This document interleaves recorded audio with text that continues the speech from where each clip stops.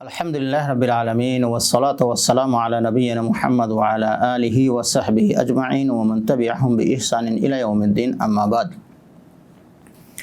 قال اللہ تعالی یا ایہا الذین آمنوا اذا قمتم الی الصلاة فاغسلوا وجوہکم وایدیکم الی المرافق وامسحوا برؤوسکم وارجلکم الی الکعبین۔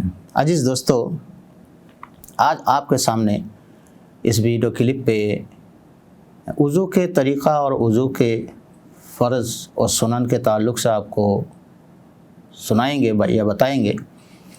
تو سب سے پہلے اللہ رب العالمین نے سورہ مائدہ میں جو آیت ذکر کی ہے کہ اے ایمان والو، جب تم نماز کے لیے کھڑے ہو تو سب سے پہلے اپنا چہرہ کو دھو لو،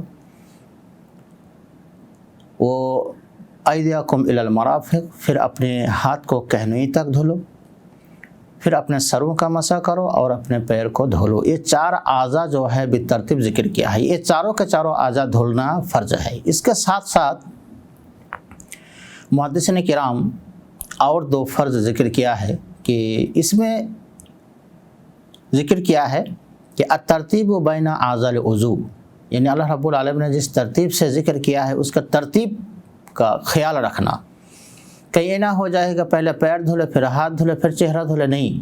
اللہ رب العالمین جو ترتیب ذکر کیا ہے، نبی کریم صلی اللہ علیہ وسلم نے جو ترتیب ذکر کیا ہے، اس ترتیب کے ساتھ اعضاء وضو کو دھولنا یہ بھی ایک فرائض میں سے ہے۔ چھٹا فرض یہ ہے، پہلے تو آیت میں چار اعضاء دھولنا فرض ہو گیا، پھر ترتیب کا خیال رکھنا یہ 5 ہو گیا۔ چھٹا فرض یہ ہے الموالات بینہا، یعنی ایک کے بعد دیگرے۔ ایسے نہ ہو کہ چہرہ دھلنے کے بعد پھر آپ نے کسی بات میں مشغول ہو گئے، پھر چہرہ سوکھ گیا، پھر دوسرا اعضاء دھلنا شروع کر دیا، پھر وہ بھی سوکھ گیا۔ نہیں، سوکھنا نہیں چاہیے، بالکل ترتیب کے ساتھ لگاتار پے در پے آپ کو دھولنا ہے۔ تو یہ 6 وضو کے فرض میں سے ہے۔ عزیز دوستو، سنتیں بہت سارے ہیں۔ سب سے پہلے بسم اللہ پڑھنا، اس کے بعد دونوں ہاتھ کو کلائی تک دھولنا، اس کے بعد کلی کرنا، اس کے بعد ناک میں پانی ڈالنا، ناک میں پانی ڈال کے اچھی طرح سے اس کو صاف کرنا، پھر ناک سے پانی کو جھاڑنا، پھر کان کا مسح کرنا وغیرہ وغیرہ، اور ہر اعضاء کو 3 بار دھولنا وغیرہ وغیرہ۔ عزیز دوستو، تو وضو کا طریقہ میں سے سب سے پہلے یہ ہے کہ اللہ کے نبی صلی اللہ علیہ وسلم سب سے پہلے اپنے کلائی کو 3 بار دھولتے تھے، دونوں ہاتھ کے کلائی کو 3 بار اچھی طرح رگڑ کے دھولتے تھے۔ اس کے بعد کلی 3 بار کرتے تھے۔ اگر آپ نے مسواک کی ہے، سب سے پہلے تو بسم اللہ، اس کے بعد کلائی تک ہاتھ کو 3 بار دھولنا، اس کے بعد کلی کرنا 3 بار۔ اگر مسواک کیے ہیں تو اس کو اچھی طرح مسواک سے رگڑ لیں، اگر مسواک نہیں ہے تو اپنے انگلی سے بھی دانت اور زبان کو رگڑ کر کے اندر جو یہ ہے گندگی ہے اس کو پھینکیں۔ 3 بار کلی ہو گیا۔ 3 بار ناک میں پانی کے ساتھ 3 بار جھاڑنا بھی ہے، ناک کے اندر جو گندگی ہے چھوٹے انگلی ڈال کے اس کو صاف کرنا دونوں ناک میں۔ اس کے بعد چہرہ کو دھولنا۔ چہرہ کو کہاں تک دھولیں گے؟ یہ پیشانی کے جہاں سے بال اگتا ہے وہاں سے لے کر کے ٹھڈی کے نیچے تک، داڑھی کے نیچے تک، اور ایک کان کے دونوں لو سے لے کر کے یہ لو تک، یعنی پورا یہ چہرہ ہے، پورا چہرہ کو داڑھی سمیت 3 بار دھولنا ہے۔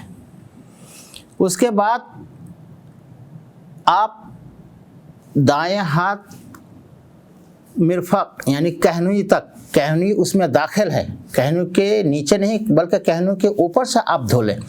3 بار رگڑ کے دائیں ہاتھ پہلے دھوئیں، اس کے بعد 3 بار رگڑ کے بایاں ہاتھ بھی دھو لیں کہنوئی تک، پھر ہاتھ میں پانی لے کے اس پانی کو پھینک دیں۔ پھر آپ مسح کریں سر کے بال جہاں سے اگا ہے وہاں سے لے کر کے گدھی تک، یعنی گردن تک جہاں سے بال ادھر سے نکلا ہے، پھر اسی ہاتھ کو واپس لے کر کے وہیں چھوڑے جہاں سے آپ اسٹارٹ کیے تھے۔ اس کے بعد اسی ہاتھ سے دونوں کان کا مسح، یعنی یہ شہادت انگلی کو بیچ میں ڈال کر کے اور یہ بوڑھے انگلی کو کان کے پیٹھ کو مسح کریں۔ ایک بات دھیان دیں کہ وضو کے اعضاء باقی سب 3 بار ہے، لیکن سر کا مسح 1 بار اور کان کا مسح 1 بار۔ بہت سارے لوگ سر کا مسح بھی 3 بار کرتے ہیں، کان کا مسح بھی 3 بار کرتے ہیں، اور سر کا مسح کا طریقہ یہ نہیں کہ ہاں تھوڑا سا بال چھو لیں، نہیں، جس طریقہ میں بتایا یہاں سے لے کر کے شروع کریں ایک دم گردن کے پیچھے تک، اور پھر اسی ہاتھ کو واپس لے کر آئیں، وہیں پر چھوڑیں۔ پھر دایاں پیر کو آپ 3 بار دھوئیں، انگلی کے بیچ میں ڈال کے لگڑ کے، پھر بایاں پیر کو 3 بار۔ عزیز دوستو، یہ تھا مختصر طور پر وضو کا سنتی طریقہ، اس میں فرائض بھی داخل ہے۔ پھر آپ آخر میں کیا دعا پڑھیں گے؟ اشہد ان لا الہ الا اللہ وحدہ لا شریک لہ واشہد ان محمدا عبدہ ورسولہ اللہم اجعلنی من التوابین واجعلنی من المتطہرین۔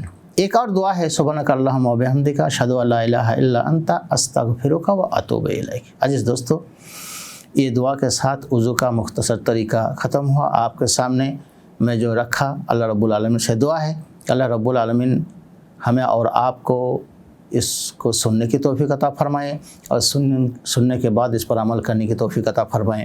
اقول قولی ھذا استغفر اللہ لی ولکم ولسائر المسلمین فاستغفروہ انہ هو الغفور الرحیم۔ السلام علیکم ورحمۃ اللہ وبرکاتہ۔